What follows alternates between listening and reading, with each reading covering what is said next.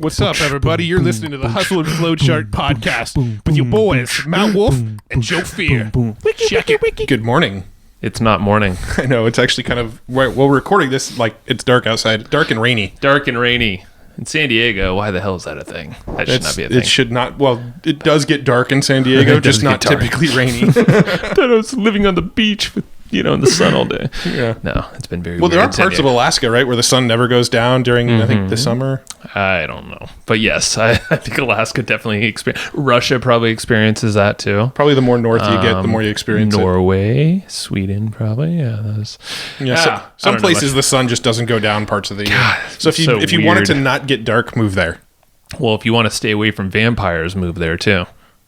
Well, for part of the year. For part of the year. Yeah, well, get the hell out of there. If not, it gets dark. Run! Yeah, because the other part of the year, it's dark all year round. I mean, vampires everywhere. It's insane. That's the worst time to be around vampires. Horrible. Well, totally not related to vampires. Nate Broughton, we're talking to him today. Perfect segue. I know you love that, Nate. Yep. Dude is he actually emailed us after this, and he was like, hope that was amazing. I can nerd out on SEO all damn day. And nerd out on SEO, we did. We done did. Don't worry, we're not really nerds. I mean, we are, but we like to say we're some of those cool nerds. Yeah, we're just nerds. We're not really that cool. We just really try to keep up that image. But yeah, Nate is a total badass. He's a business partner of Nate, Jesus Christ, Dana Robinson, who is also on the podcast, and they co-run something called Opt Out Life, which Matt is promoting on his t-shirt right now, and he claims that he did not plan this. Yes, I'm wearing an Opt Out Life t-shirt. Calling BS on that. So I think he's a fanboy. Opt Out Life is their podcast. It is a membership they run, and then they actually put on local events here in San Diego where they round up local entrepreneurs under that Opt Out brand. Correct. It's really, really good shit. And Nate is this mastermind, so they're a pretty sweet duo. If you want to learn all about Dana, go check it out. He's a previous podcast from a couple months ago, but Nate is this just ninja SEO, just that's his thing. So he's looking for all these gaps in the market, and that's what we talk about, what's happening in 2019 with SEO. Yep. So I think that's it. And you know what? I'm going to give another shout out because we did this, the previous episode to Jen M. Again, Matt rolls his eyes for some reason. I'm rolling my eyes because I don't know what order these episodes are being released in. So by saying your previous episode, it may not actually have been the previous episode. Well, you know what? Make it happen, Matt. Okay.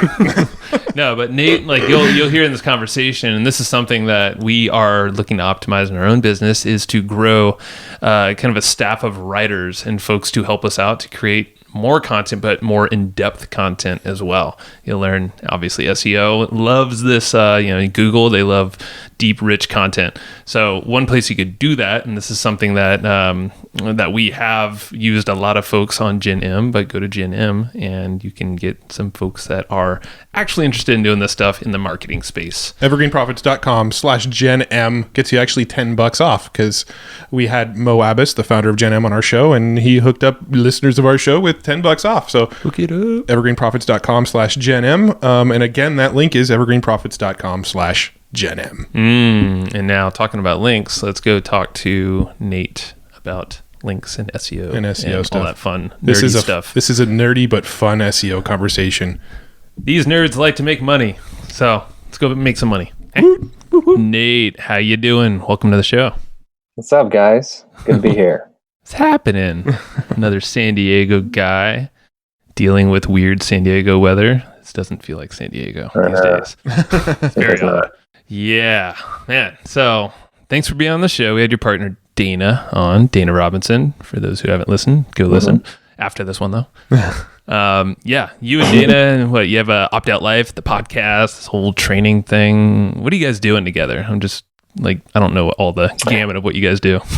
Well, I mean, these days Opt Out Life's kind of the brand we've adopted, but we've been friends for about 10 years, and we've put on events here and there in San Diego for like-minded folks like us and like you guys, entrepreneurs, investors, people doing what today we call the Opt Out Life. But from doing that over the years, just kind of socially and just kind of for fun and not really charging for it or having any plan for it, it kind of led up to the Opt Out Life when Dana published his book last year called Opt Out, which he wrote after having a midlife crisis and going to Bali and selling all of his stuff. And I liked the story and the name, and I was like, let's adopt that brand. So we've turned that into a podcast of our own, like you mentioned, where we interview people and tell their opt-out life story, kind of 4-hour work weeky. But people have taken an alternative path to life and income. And it's been fun, and we're slowly building community around it. Podcast listeners, subscribers, obviously, but email list and Facebook group. And now we do kind of have a paid membership where we're interacting on a weekly basis, where we've got some coursework, but also more just one-on-one coaching and helping people either grow their business or launch a business. Love it. Sweet. And I'm actually wearing my opt-out shirt today by coincidence. Fanboy. Yeah, Matt claims that he did not do this on purpose. I don't. I actually never pick out my clothes on purpose. It's literally always the top of the pile is what goes on. Very methodical. Very methodical. I feel honored. I'm honored. It's just the universe. It's meant to be, Nate.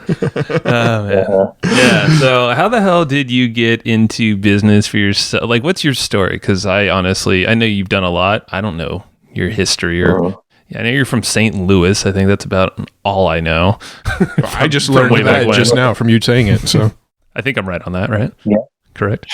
That is right. Yeah. Well done. My deep research. I don't know if you could even find that on a cursory Google search. That might be hard to find. That is from my brain, my friend.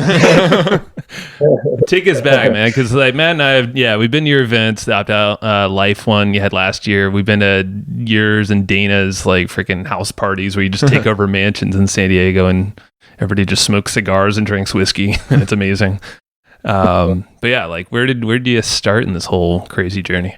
It started when I was in college. So when I was a freshman, probably the first couple of weeks, I was a little bit bored with all the free time I had after class, and I never really thought about being an entrepreneur before that. And that's not necessarily where the entrepreneurial bug bit, but it's where it started because I found a job in the school paper working for a company that turned out to be an online ticket broker. And so they sold tickets online, much like StubHub today. Mm-hmm. But back in the day, that was a bit more of a mom and pop, not just because I guess primarily because the internet was in its infancy. So this was 2001. And a couple of younger guys in their 20s had figured that out in my college town, that they could sell those tickets online and not just be standing outside the football stadium, slinging tickets with all the people that might get picked up by the cops. So they learned internet marketing as a vehicle to sell those tickets, and I got caught up with them pretty early. So they were still working out of their house, kind of bedroom style, basement style. Nice. And I learned SEO there. It's kind of before paid traffic was much of a vehicle or a thing.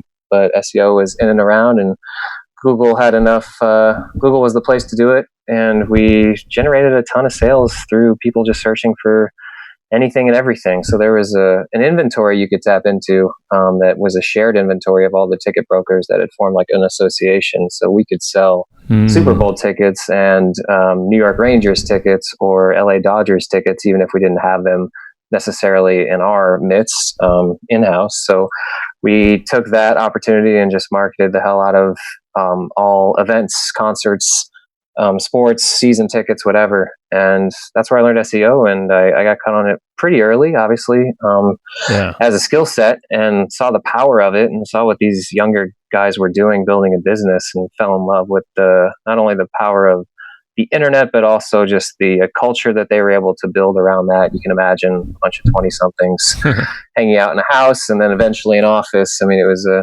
pretty fun place to be, and really became kind of my college social life and education. And that's where it all started. That's like the best way to spend college, it seems like. Usually it's just feels like a waste of time or a blur. Class, yeah. Right? That's rad. So that's how you got into the SEO game. So what did you do after that? Because I definitely didn't know you during that age.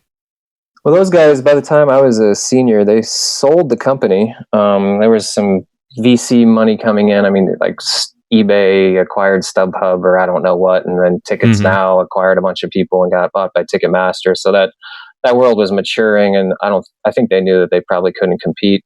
And also the regulations and laws around it are a little sticky. Never quite really know what's going on. So they got out at the right time. And when they sold that business, and it was a good sized business. I mean, we did $22 million in revenue in 2004, and they sold it in 2005. And we had already started some other stuff on the side. I mean, it's kind of typical internet entrepreneur story now, where it's like we can spin up websites for just about anything we want. Let's play around in real estate and mortgages and vacation rentals and a bunch of other things that I probably forgot. But a couple of those stuck. And they were nice enough to kind of fund a business with me. I'd worked for them pretty cheap as a youngster in school, learned a lot, and they were like, let's keep you and your team together. And we'll kind of go 50-50 in on a marketing company, an incubator, and build some sites. And we got pretty deep into mortgages. They actually started a mortgage company next door as we realized we could generate leads. So we were generating leads by the tens of thousands, mostly via SEO, and selling those off to the big banks, some of which are now defunct because this is pre-mortgage crisis. And then also to ourselves. So we just send them next door. And that fuel really led to a pretty big fire growing over there on that side of the wall. And that mortgage company got to be pretty big. And eventually, like fast forward several years, that turned into a gigantic mortgage bank that specialized in government-backed home loans, VA, FHA program loans. Nice. And that was really my next big entrepreneurial thing. We started a few other sites and sold them off and had a vacation rentals network that we sold, but the mortgage company really took off and was a really cool learning experience on a whole nother level because it grew to 50 million, 100 million in revenue, and we had hundreds of employees, and I kind of got to sit on the board and see that rise into another level of a size of company, and was a nice feather in my cap as well. Because it led to me being able to kind of exit out of that business and then go on to the next thing, which is just apply the same tactics and some capital that I had now had access to a few other endeavors. That's a hell of a way to learn right there. After all that, so you latch onto the SEO thing, and then you just freaking direct it as you wish. And it's just you're in the right place. What was a mortgage lead worth? Just out of curiosity. Probably like $15, $20, and then pretty quickly into the $40 to $50 range. It was before AdWords really took off, and as it was taking off, like that drove up costs over time, just because click costs drove up and there were more competitors.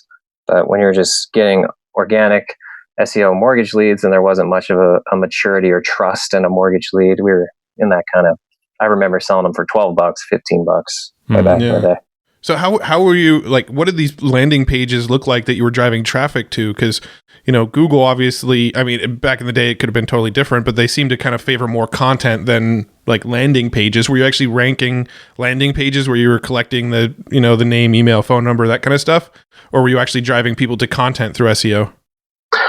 Primarily to content. I mean, not the long, deep stuff that you'd expect today, but 500 words, 800 words, some FAQs, pages like that spread around the site would rank and drive most of the traffic. And then we would just stick kind of like short forms in the sidebar sort of thing, or kind of click, name, phone, click to step 2, complete on that page. And I mean, most people were on desktop. They weren't as used to quick, sexy forms or even being prompted by them. So it worked decently. I think the conversion rates were probably still, on a long form content page, 6-7%. And I mean, sometimes 10-12% even.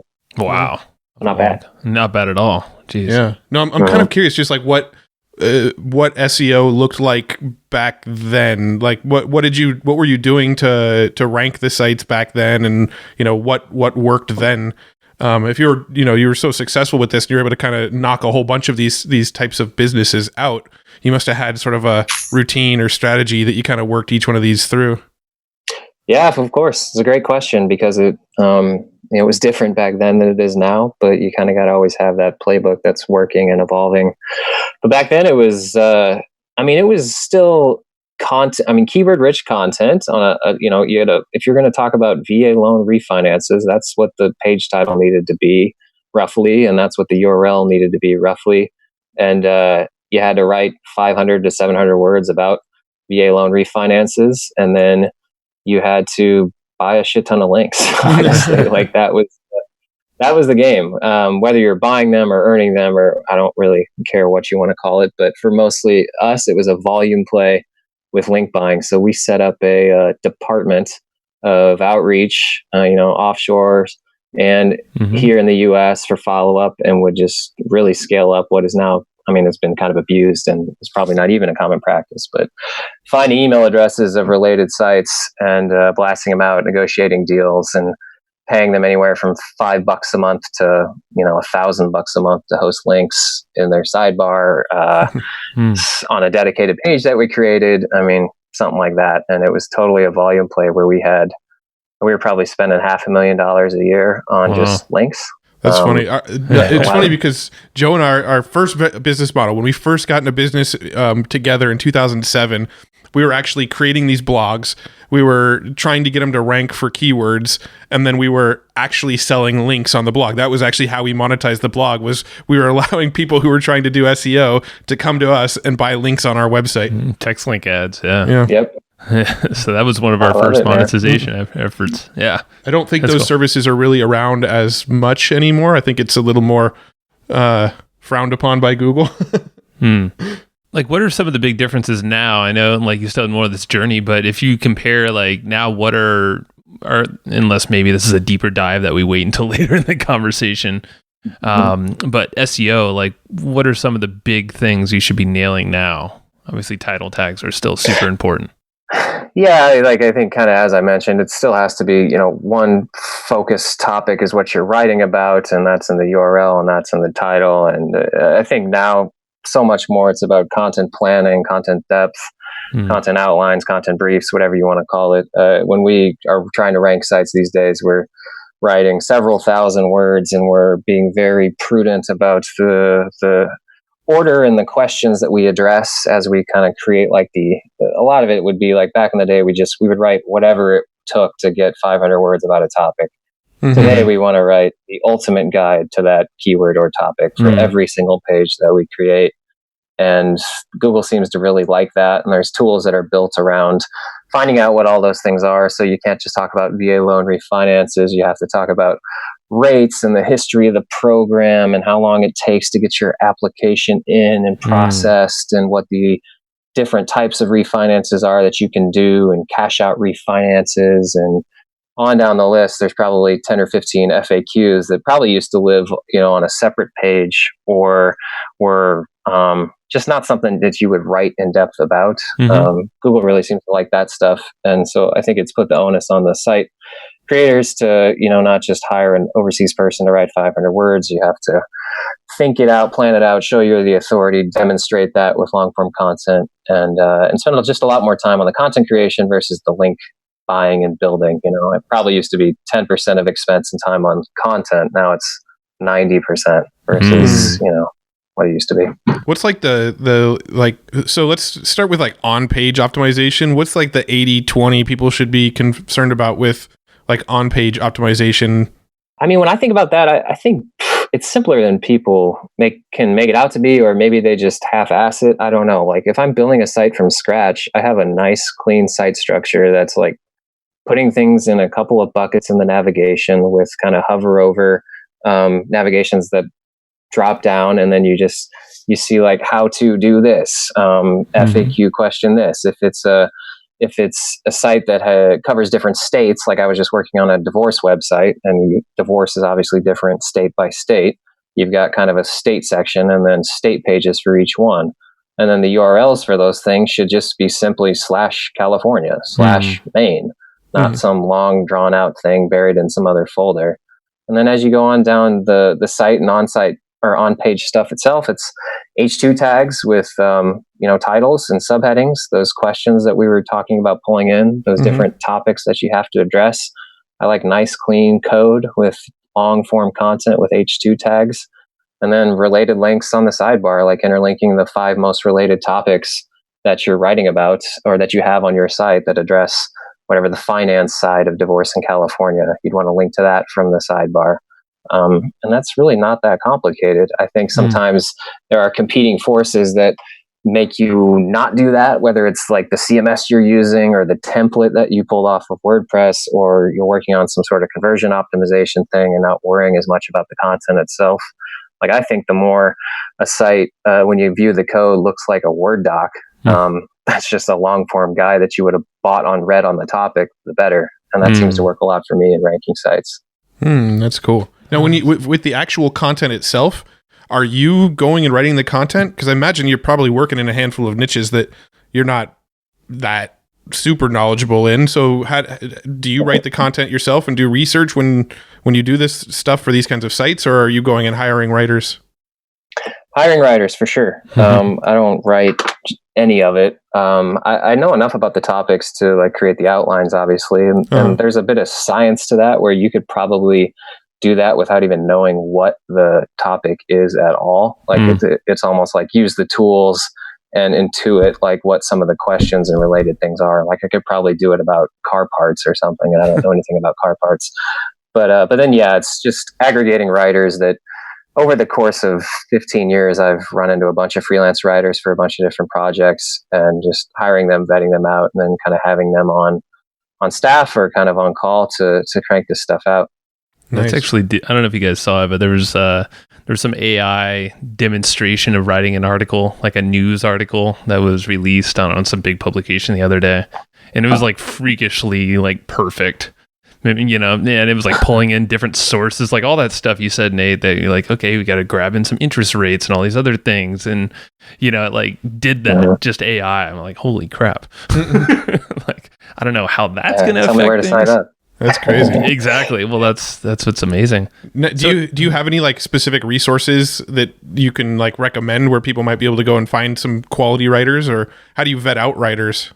I don't have as much on the writer side as far as like tools and resources. Like as far as tools and resources to do the content planning and the outlines, I got a handful of those that we can address. But writers, like, I mean, we found them everywhere. I found them via college job boards. I found them on freelance sites. I found them on Craigslist. I mean, I think the last batch we've gotten in the last couple of years have been mostly on Craigslist, honestly. Which I know that just becomes a pain of vetting and going back and forth, and it's not easy.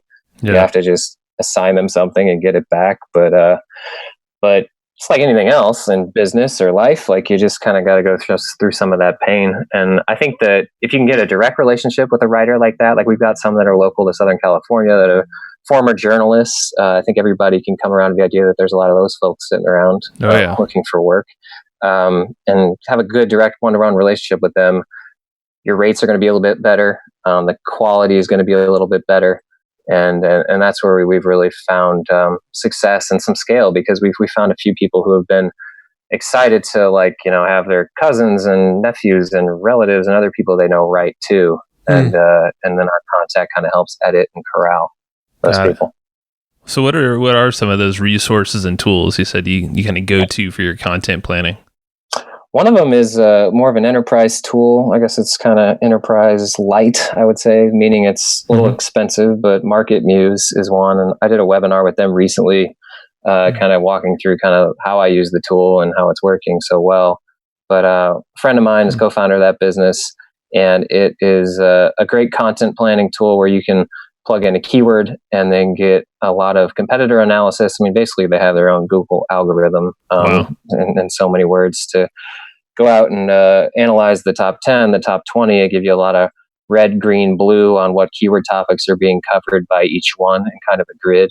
You can kind of start to see where gaps might be in between the keywords that you definitely want to touch on, or the questions you want to touch on, and those that are maybe being missed by some of those in the top 5 or 10 or 20 that you want to target. So you can build content briefs using that tool and that concept. Hopefully it's kind of being painted as I explain it. And that tool also does a lot of side-by-side analysis. So once you do write content, it can give you a content score based on their algorithm, compare it to some competitors, and then you can kind of identify areas or topics you could add to it to kind of beef up your score. And it's a pretty good test of, you know, where your content's going to rank, all things considered. If you're going to put it on a site that has some history and is doing links and all the other things, I found it very useful to aggregate a bunch of the work you'd have to do otherwise using tools like Ahrefs, SEMrush, free tools like answerthepublic.com. I mean, these are great tools, but there's a little bit more legwork in creating keyword lists and backlink lists and competitor lists, and, you know, exporting everything and trying to piece that all together into a content outline for a topic. Yeah, we use Ahrefs. We use Ahrefs. Ahrefs. $200 a month or something. the plan we're on, I think, is $179 a month or something. What is something like Market Muse cost? I think it's around $1,000 a month. Okay. They have a couple different plans, and they have like an agency level, but I think that's where it's at. Gotcha. And that you can kind of, anything you can do with like Ahrefs and stuff, that would kind of replace it, or would you use both of them? I still use both. I mean, I use all of them, honestly.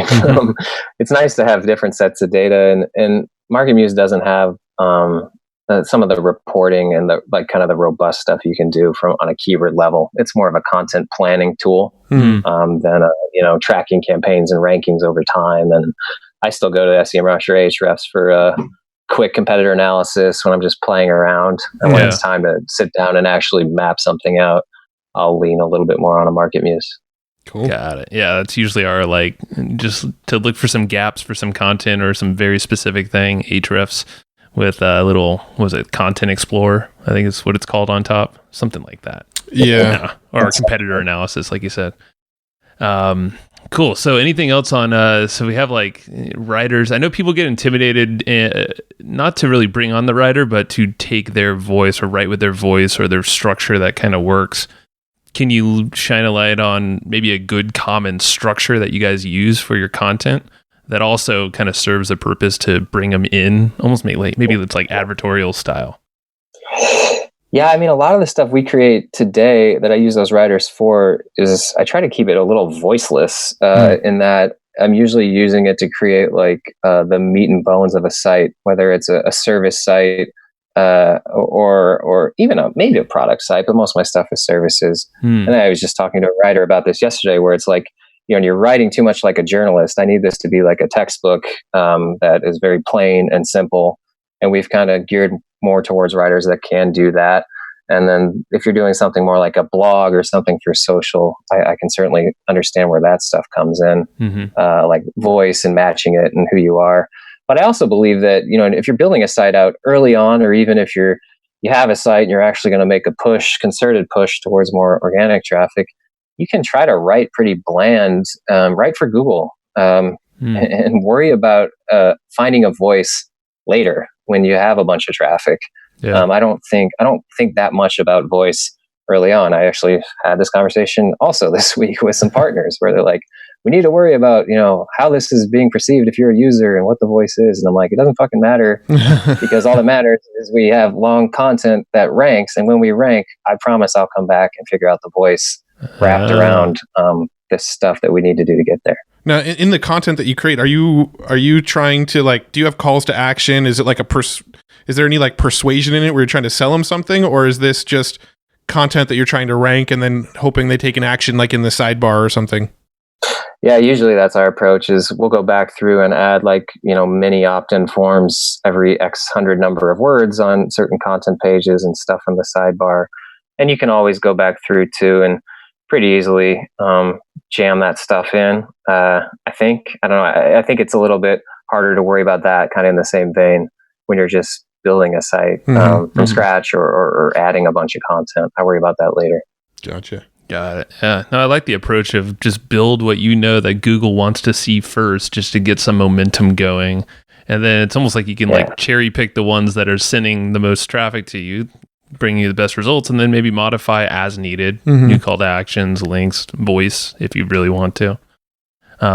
Yeah, I think that works. That can't work for every single site and every type of business idea, but for just about everything I've done or is popping up in my head as examples, you can apply that somehow to drive meaningful traffic and have that type of content being built for sure in that way.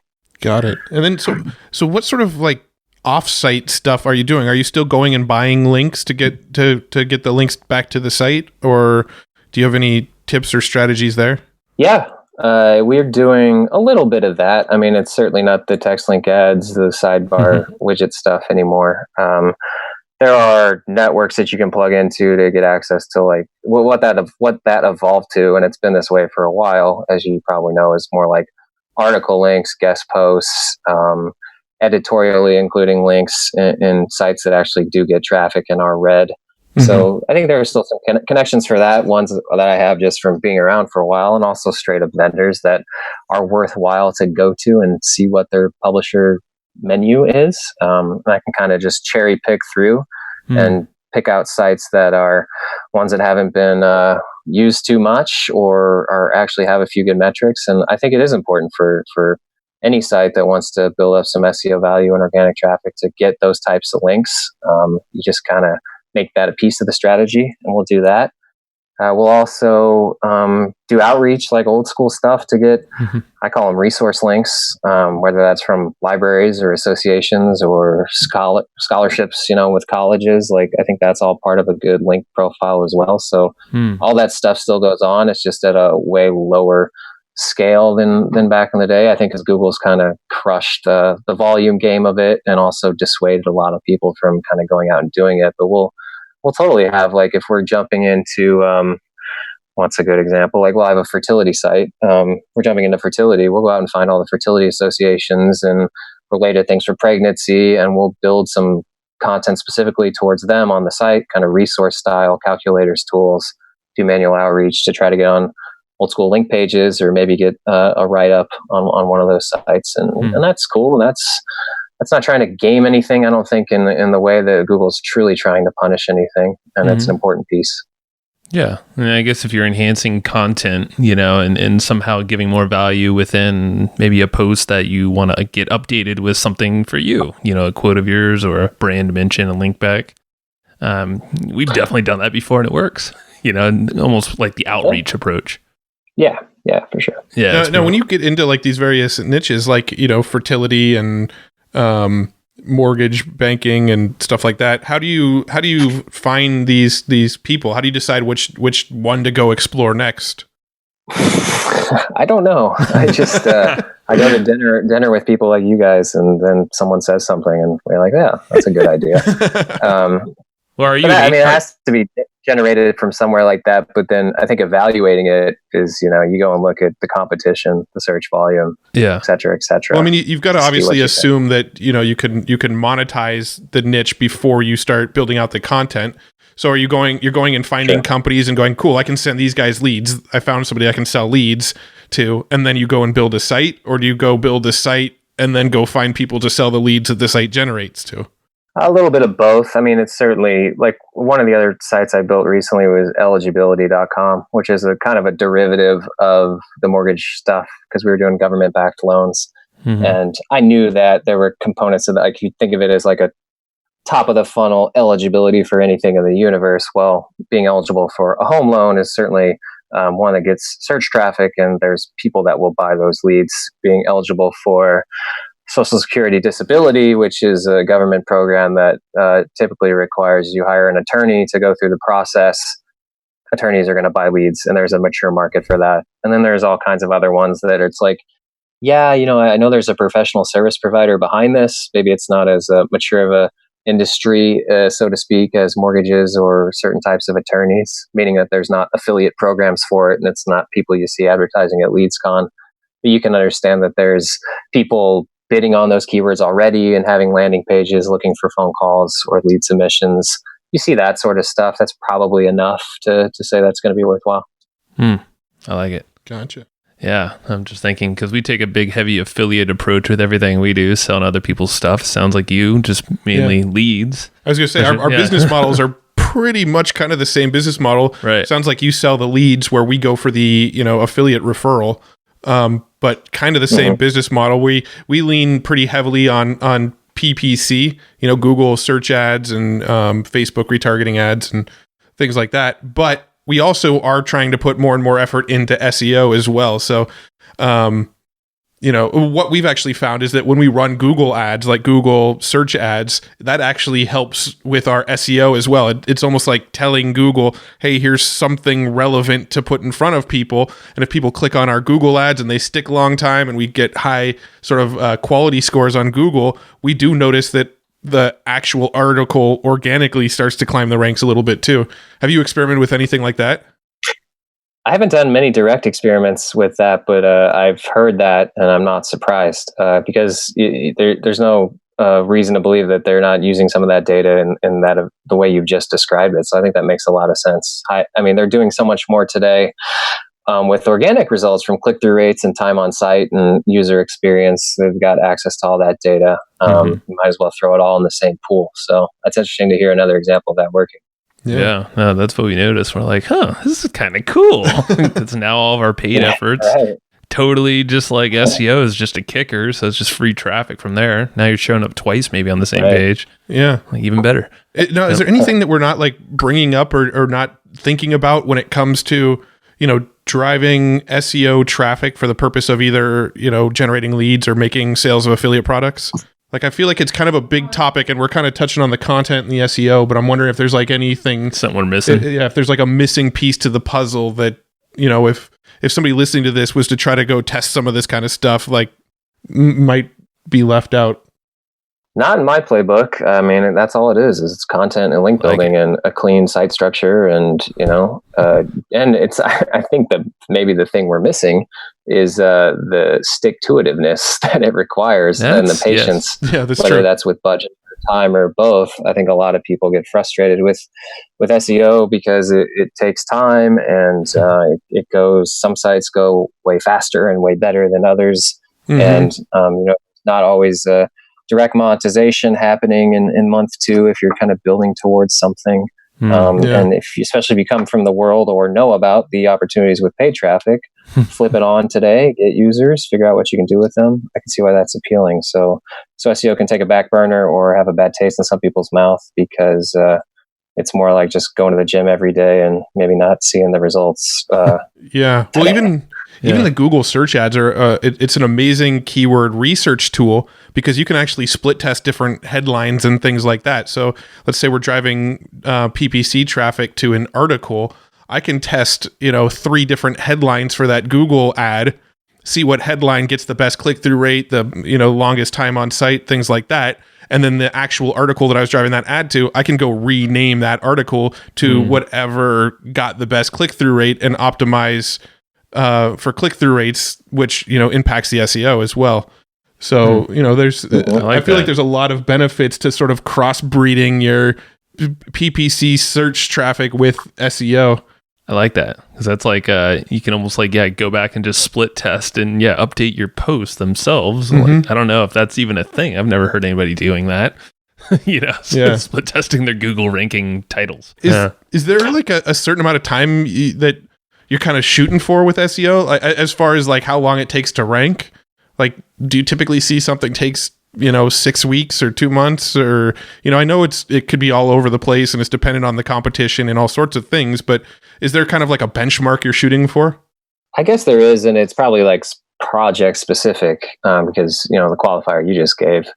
But I mean, starting something from scratch, I'd like to see some of the easier keywords in 3 months, 6 months. I mean, I think every site builds like a year project. I've had some that have really taken off in year 1, but most of the ones I built, even in the last couple of years, I mean, year 2 is where you really start to see the big hockey stick going northeast from a couple thousand uniques. Now we're 30,000, now we're 60,000, now we're 100. If you're going after stuff that has that potential, it's definitely a 9-month, 12-month sort of thing. Yeah. I think that's probably like the hardest thing for people to wrap their heads around is just knowing that the work we do now, like the seeds we're planting now, we're not going to be able to, harvest them for a year. Sure. Well, Nate, have you ever done, have you purchased previous domains that have some authority, some, rather than building something from scratch? Yeah, not as much recently, but a couple examples from the past with that. Like our vacation rentals business I mentioned, we bought lakerentals.com and coastrentals.com, and they were existing websites that some old man owned in Wisconsin or something like that, and we were pretty quickly able to change 301 a bunch of the old pages, kind of create our own kind of clean folders and a bunch of new content. And I mean that then you got like a 60-day turnaround to see some real results. And I've also done the whole like buy an old existing site, 301 it to a different one, and within 2 weeks you've got a top 5 ranking on a quote unquote new URL. That game can probably still be played. I think I saw someone doing it this week. I was kind of digging in on So there's still some things that you can leverage like that if you find the right thing. I think it needs to be like we did that one that we did was in and around web design, web designers. This was like 06, 07. It was ranking top 5 or 10 for those 2 keywords. And it was just a generic like regional site. And we bought it and 301'd it to like a sexy web design company name and built out a bunch of new pages. But we held on to those top tail keyword rankings and built out a bunch of other ones. So it was relevant and had some age, and it worked. That makes sense. I'm sure there's a lot of them out there that are just sitting on Flippa or some other, I don't know, buy sell site. That'd be the place to look. Sure. I'm just thinking out loud because we might be able to get some like free advice right now about something. But go ahead. I was gonna say, so we've got a site in the health space that we built back in 2007. Right. So we built all of this content in like this health blog. And it was built up over like 2 or 3 years. There's probably like maybe 1,000 articles on the site by now. And we've never done anything with it. And it gets like probably 50,000 visitors a month. And all we ever did was like throw some AdSense on it and go, all right, let's see if we can make some money off this AdSense. And it's still live to this day, getting that kind of traffic. Is it really getting that traffic? Yeah. And like, Dear God, I forgot about this. And then like our AdSense, like I'll check in and it's like, we're making like $20 a month on it. And I'm like, fuck this. There's got to be a better way. So I'm curious, if you had a health site that was getting that kind of traffic, but was like pretty much not monetized, like what would you do with it? Good question. You should be making more money, dude. You're getting that much traffic. That's awesome. Well, it's something that's just been a back burner sort of thing that's never really been a front and center. Let's go play with this thing. We're not in the health space, so like, yeah. Right. I mean, that's an exciting general vertical to have a site like this in. I mean, that's one of the top ones, right? So I would, I don't know, I would bring that up at one of those dinners and see if anybody's got any ideas where they could JV and 301 that to something, or I would try to sell that thing on Flippa probably. Or if you got a site with that much history, I mean, who cares if you're really monetizing it right now? You might have the opportunity to publish a bunch of new content. You might even test finding like 5 or 10 keywords that are, not overly competitive, but are related, and throw up some new content, long form content on that, and see if those rank pretty fast. Cause that'd be a good indicator to know, oh, we could do something with this, or it'd be nice to know that if you're going out to try to JV or sell it too. Right. Ooh, I dig that. Nice. That's easy enough. Yeah. Well, also this podcast is going to be heard by a lot of people. So if there's anybody out there that's like, hey, I want to help you monetize that health site, get in touch. There you go. You know how to get us. Thank you, Nate. Yeah, I'll write a couple of the articles if you let me drop a link in there, man. I was just going to say, maybe we could work a deal out here somehow. Yeah, I actually haven't looked at the analytics in probably a year, so I'm sure there's been some drop off, but I'm going to look into that again, because that's a site that does rank for some pretty good keywords. Yeah, some random ones, but yeah, nice. we haven't put a focus. I got content coming out my eyes with for health, so we can watch that. There we go. Right. Maybe we shall chat after we check the numbers on our end and see. That's cool. How about okay, so you guys have the podcast too. I want to be careful on time here. We got like 15 minutes before you got to bounce. Do you guys do any kind of SEO for your podcast to try to get that more exposure? We haven't proactively done it yet. There was plenty to do just to get that launched, but I've been kind of keeping a watchful eye on it, because part of it too is just, having a site with a little bit of age, and I know we'd pick up some links here and there with whatever PR we were doing. So yeah, I've kind of gone back and looked at that now that it's about a year old, and it's cool to see us ranking for some random terms, some articles we put up, and our guest name. So we had Boston George on, the guy from Blow, the movie Blow, and we were getting a bunch of traffic for searches on his name, because I think we were actually not even page 1. I think we were like 12th or 10th. Wow. But seeing that pop through on the analytics was interesting. And yeah, I think I was thinking today about how that's definitely an opportunity, especially given my skill set, to think about, what are the 10 or 20 things we could create this year that would be worthwhile to get 5,000, 10,000 searches a month and go after. That would be wise. Thank you for reminding me.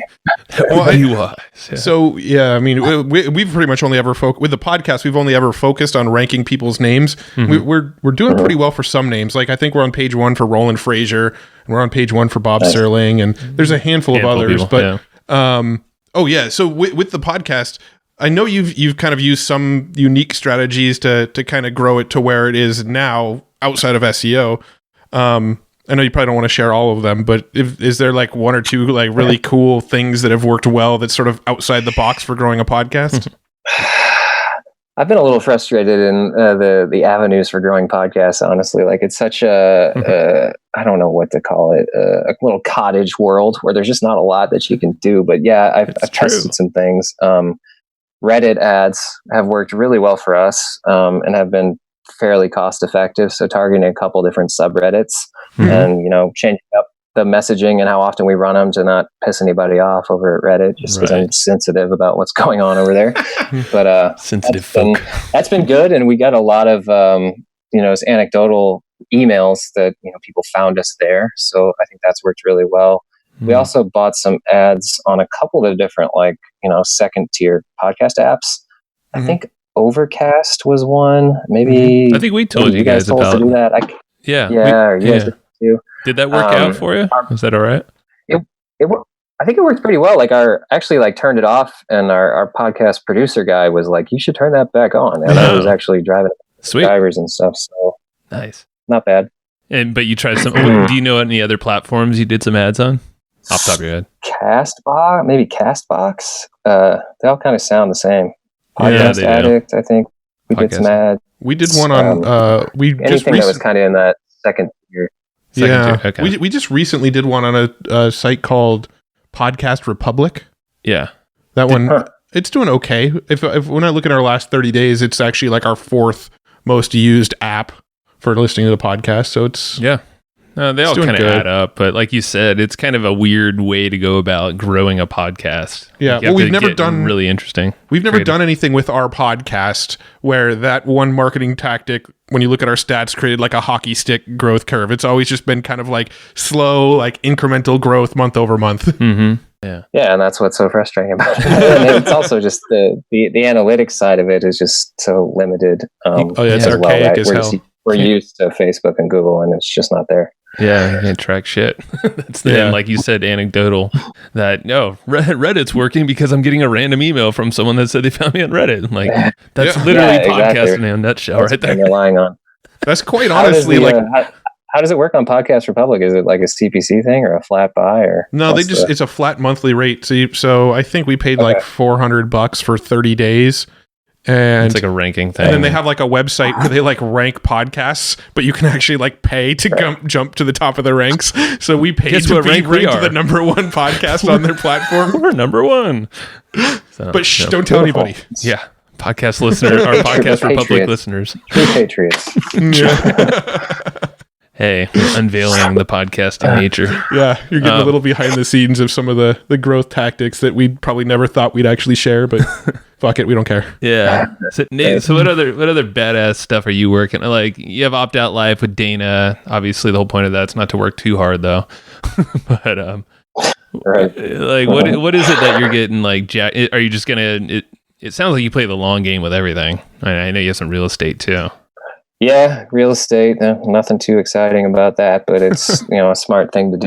I do. I'm not in a big rush to chase after much stuff. I've kind of learned to calm myself down over the years, and also with my biggest probably skill set being SEO, you kind of got to play a long game. But sure.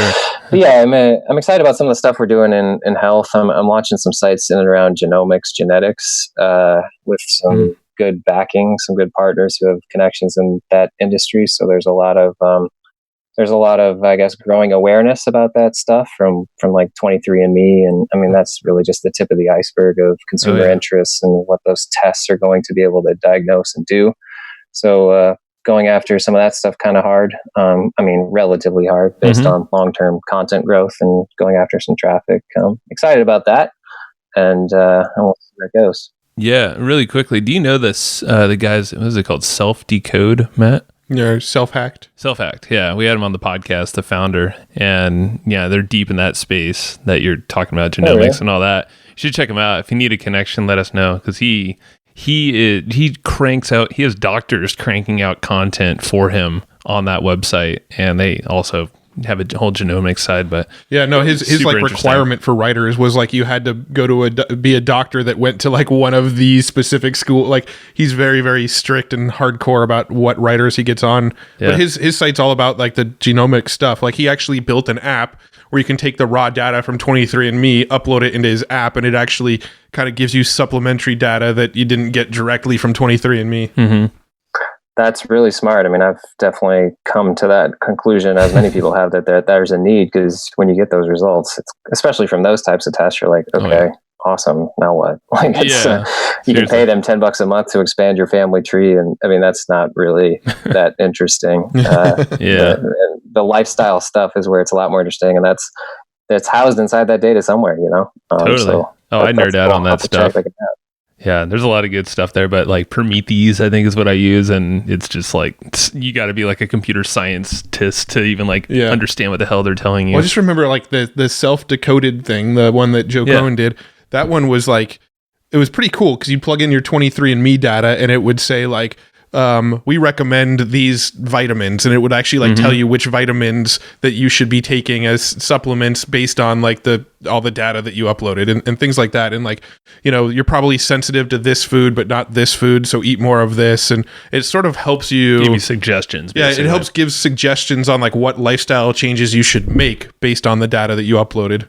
Right. Interesting. That's cool. Where's that guy based? Is he in San Diego, or is he No, he's... I don't remember exactly. I forget. He was on the podcast. Somewhere he was else. Probably from last year or the year before even. But you could check him out. Yeah, Joe Cohen. But yeah, if you need an intro, just let us know. We have his team's contacts. Cool. I mean, yeah, it's an exciting space, right? Like anybody and everybody you talk to about it, there's a story or a relation or something about it that makes it interesting. So it's a cool place to be playing around. Yeah, timely. All right, man. Just want to make sure we're good on time. So a couple wrap-up questions, Matt, unless you had any other SEO stuff top of your head. No, I think we kind of covered a lot there. Yeah, we did. So what's like a good book, some kind of resource that you just recommend to others, either business or maybe, you know, just total personal life type book that you just love to read and say, hey, yo, read this shit? There's one I always mention that's called When I Stop Talking, You'll Know I'm Dead. When I Stop Talking, You'll Know I'm Dead, by Jerry Weintraub. So he was a Hollywood producer, and he took Elvis out on the road. I think he died a couple years ago, but he's got an HBO special called His Way, and I really loved his story from the 50s on through the Ocean's movies. He was a cool guy that interacted with a bunch of different people, and I loved his book, his like kind of autobiography. And then the other one I just read called $1 Billion Whale just came out. It is kind of like the new school Wolf of Wall Street. So there is this Asian guy named Joe Low who has set up a fake sovereign wealth fund with the Prime Minister of Malaysia, and had some dubious accounts in the Seychelles that were allegedly backed by Middle East financiers, and he basically stole like $5 to $10 billion and blew it on parties and celebrities. And he actually he founded a production company that financed the Wolf of Wall Street movie. Wow. He actually hung out with those guys and did produce that movie. So like it's real world stuff. Wow. But that book just came out recently, and it was a fun read. What's that called again? $1 Billion Whale. $1 Billion Whale. That sounds super interesting. Yeah, that sounds like one that'd probably be good on like Audible or something too. Yeah. Hell yeah. All right, cool. We'll check both those out. I haven't heard of either of them. All right, man. So where should folks go learn more about you, look at Opt Out Life? I guess these days just optoutlife.com, or check out the podcast on wherever you get your podcasts. Got some cool ones up there, and we've got about a year's worth in the archives now, so something that should cater to everybody. Yeah, man. You guys are like the big boy. You have the big boy pants on for the podcast. You know, you have the nice studio, cool imagery. We're just here in Matt's house, you know, in a spare office, but it's all good. No, we're in a professional podcast studio. A long time though, man. So I admire your stick-to-itiveness on this for sure. Yeah, the podcast is definitely, you know, sticking on that theme of the long game. It's definitely one of those long game plays that we've been doing where the first like year we did it, we were kind of like, why are we doing this? We're not making any money as a result, and constantly debated about, keeping the podcasting going. But now, almost 3 years in, we're really starting to see all the benefits as far as like networking and people coming to us, offering us opportunities. And, we've invested in other people's businesses now from people who discovered us on the podcast and things like that. So it's hard to see the light at the end when you first start a podcast, but it eventually stuff starts to come together. Yeah, I agree, man. It plants a flag, and if you like the medium and the practice of creating it, I mean, it is a bit of a grind, but it's not as bad as staring at a blank cursor and having to write something, in my opinion, and probably most people's opinions. And you're right, it's a fun thing if you stick with it, which fortunately most people don't. I'm digging around, looking at other podcasts in the store. It's like 90% of them you find are dead. Totally. I'm sure it's probably a higher statistic than that, right? Yeah, pod fade is legit. It happens, and that's another thing. That's an opportunity. We could buy a show potentially, and that was actually something that somebody was recommending to us at a different podcasting event that we went to. Is you go find shows where the guest is no longer making content super actively. And you go to the host and offer to buy that podcast off of them, and then you just replace their feed with yours, and then everybody gets your episodes downloaded to their device. But we haven't done that yet. That kind of borders the gray hat side of things of podcasting that we don't really want to do. You never know. Yeah, I don't know. I think you should try it and tell me how it goes. We'll try in a different niche. Give it a shot. There you go. I like it. All right, man. Nate. So optoutlife.com, that's where you can learn everything you guys are up to right now. And it's a badass podcast, badass guys. Dana is awesome as well. So when's the next event? You putting on another event, or do you not have plans yet? We're talking a lot about it. Can't quite decide if we want to do a really big one or more like what we did with kind of the 50, 60 people. But I think we're going to have one of more of our local kind of old school house parties in the next 3 or 4 weeks. We got a house up in Delmar, so nice. I know you guys will be on the list for that. So we'll talk about a bigger one while we hang out there. Cool. Awesome, man. Sounds good. Cool. All right, buddy. Thank you for your time. It's been fun, man. And we'll see you soon. All right. Anytime. See you guys. All right, bye. All right. Thank you. And I hope you just enjoyed this episode you just listened to. Now, right now, before we sign off, I have a few things I would love for you to do. So the very first thing is to go find our guest on Facebook and tell them that you loved their episode with us. That's going to help them just feel good about themselves, but also it's going to spread the word a little bit more for us. So go find them on Facebook. Everybody's on Facebook, and go say that you love their episode and maybe one cool thing that you learned there. The second thing is to go to iTunes and subscribe to our podcast. Just look up Hustle and Flowchart and hit the subscribe button. And the very last thing, the third thing, is to leave us a review on iTunes or wherever you're listening to this podcast and help us spread the word more. That's how more people are going to get this awesome knowledge, this cool podcast training, and a whole bunch of other cool free training that we give out at evergreenprofits.com. So that's about it. Go find them on Facebook, go subscribe on iTunes, and leave us a review. You would be amazing if you did that, but you're always amazing. So thanks for listening, and we'll catch you in the next episode.